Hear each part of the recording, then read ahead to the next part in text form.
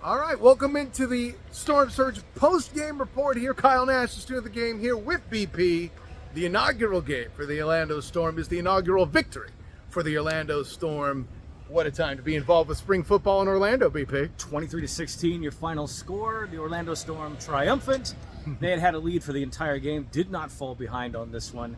Ja'Shawn Corbin with a pair of rushing touchdowns, one touchdown to start the game after an oops, and I dropped it, kickoff that started things. So sudden change straight away. Ja'Shawn Corbin runs it in 13 yards out, gets the touchdown to begin the game. He'll get a second one later on. Elijah Badger runs 84 yards, ghosted it, puts it into the end zone, and it gets called back on a penalty. But, No!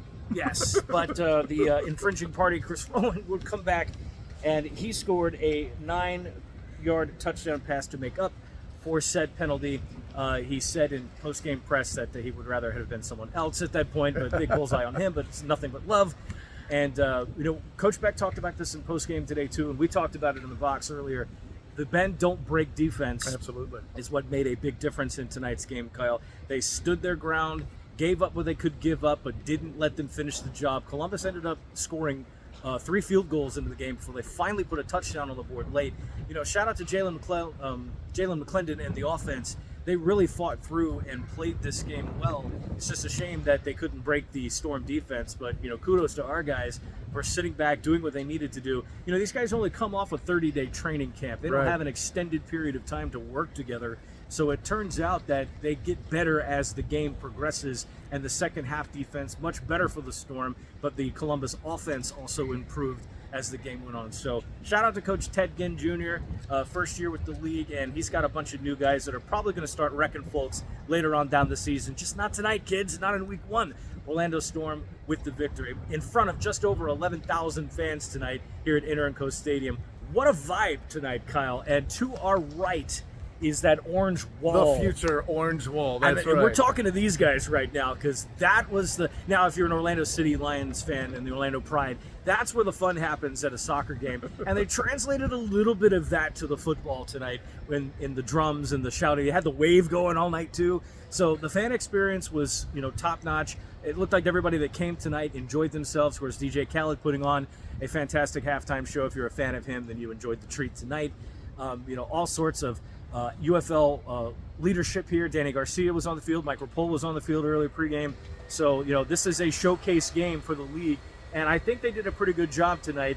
And Orlando getting the victory means a lot because for those of us who have watched lots of spring football, either indoors or out, getting a W means something to the people in the city. Especially when you're starting it off that way. Absolutely, BP. And hey, listen, a little bit of credit to Ted Ginn Jr. I was pounding the table throughout the night for coaches to take the points.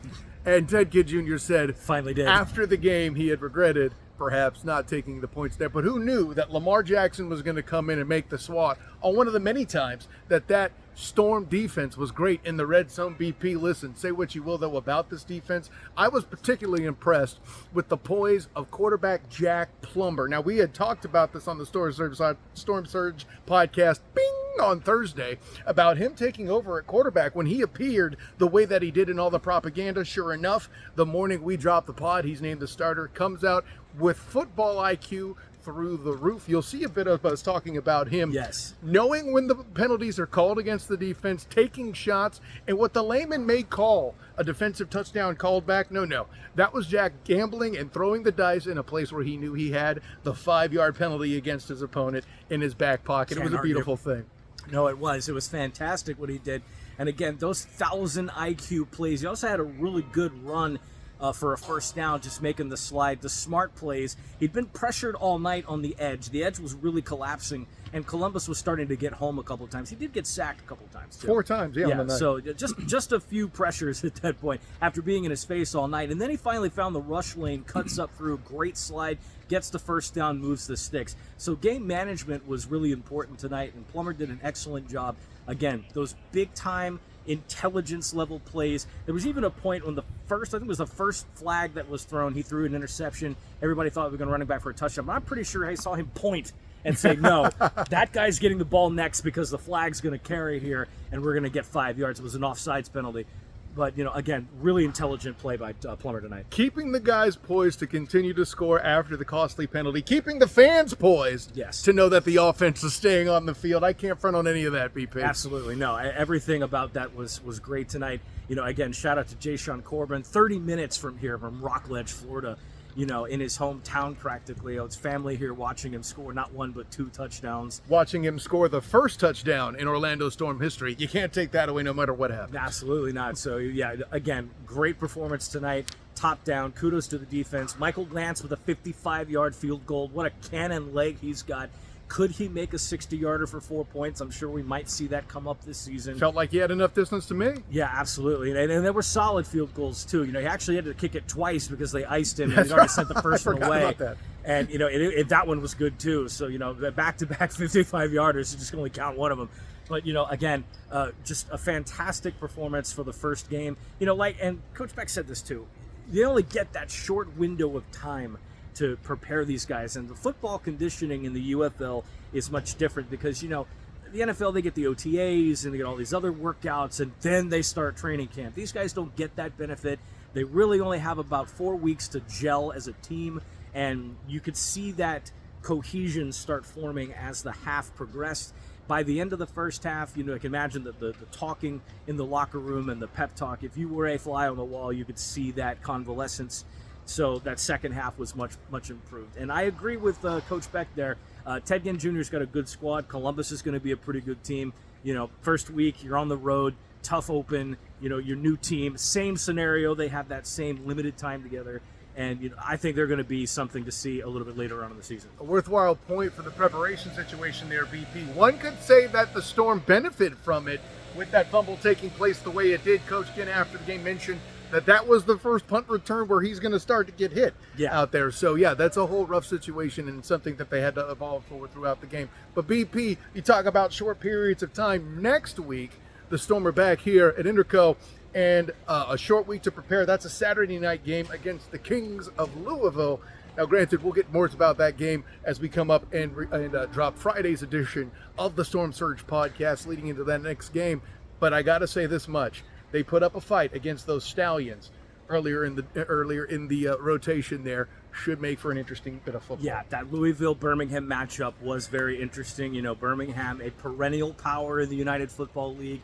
All that consistency with Coach Skip Holtz, and A.J. McCarron coming in, the former Battlehawks head coach, or quarterback, now the head coach of the Birmingham Stallions. So that Birmingham-Orlando game is going to be one to circle. Just a few weeks away. Because now it's the Saban effect at this point. The student has now become the master.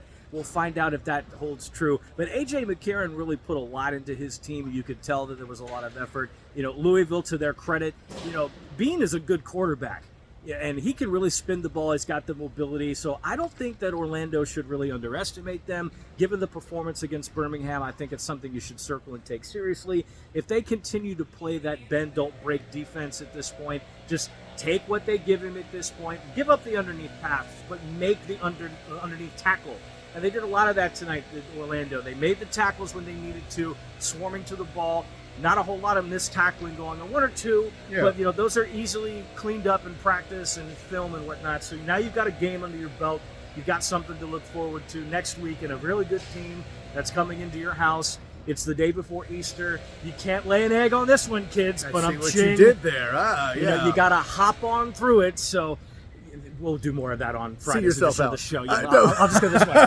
So with that in mind, for the now embarrassed BP, this is Kyle Nash, the student of the game. And listen, what a great way to start off the season. What a great way to keep the Storm surging here. All you Stormtroopers, stay here. Why are we calling you Stormtroopers? We'll talk about that more on the upcoming episode of the podcast. Hey, Orange Wall, we're talking to you. That's right. And by the way, with that in mind, it's Sam Jackson's fault. There's your tease. So with that, ladies and gentlemen, for BP, for all you Stormtroopers out there building the Orange Wall, this is Kyle Nash, the student of the game. Until next time, everyone, class dismissed.